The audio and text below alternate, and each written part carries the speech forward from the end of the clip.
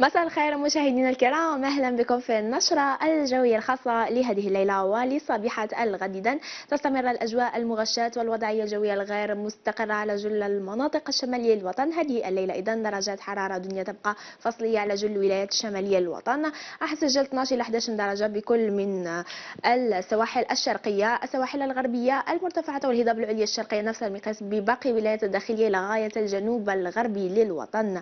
يعني حنسجل 17 16 درجة بكل من الثورة، منطقة غردايا، الجرفة، المسيلة والأغواط، أيضا منطقة جانات، مرتفعات لوغار وتصل نفس المقياس 18 بالأوراس. 20 إلى 21 درجة بكل من الوادي وورقلة، عين ميناس، برج باجي، المختار، أضرار، عين صالح، وتميمون. ثمن راح نسجل فيها 19 درجة على مقياس 24 درجة بعين قزام. بالنسبة لحالة الطقس صباحة الغد بحول الله، وضعية جوية غير مستقرة كما هو موضح في الخريطة على جل الولايات وجل الولايات الشمالية وباقي ولايات شمال الصحراء لغاية وسط الصحراء.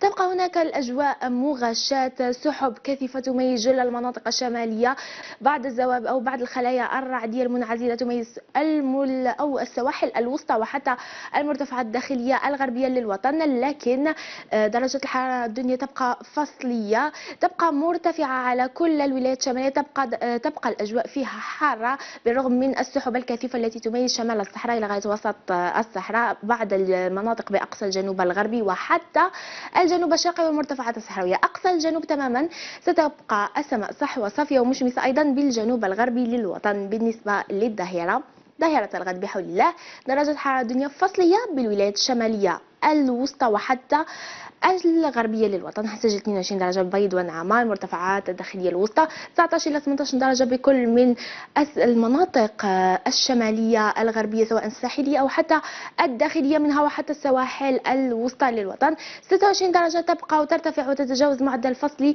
بجل الولايات الشرقية للوطن.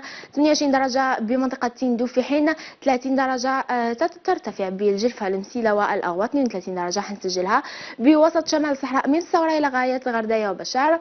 36 درجة بالأوراس والوادي وورقلة، أيضا نفس مقياس أضرار، عين صالح وتميمون، في حين تبقى مرتفعة وترتفع أكثر بعين ميناس 38 درجة، برج باجي مختار 39 درجة.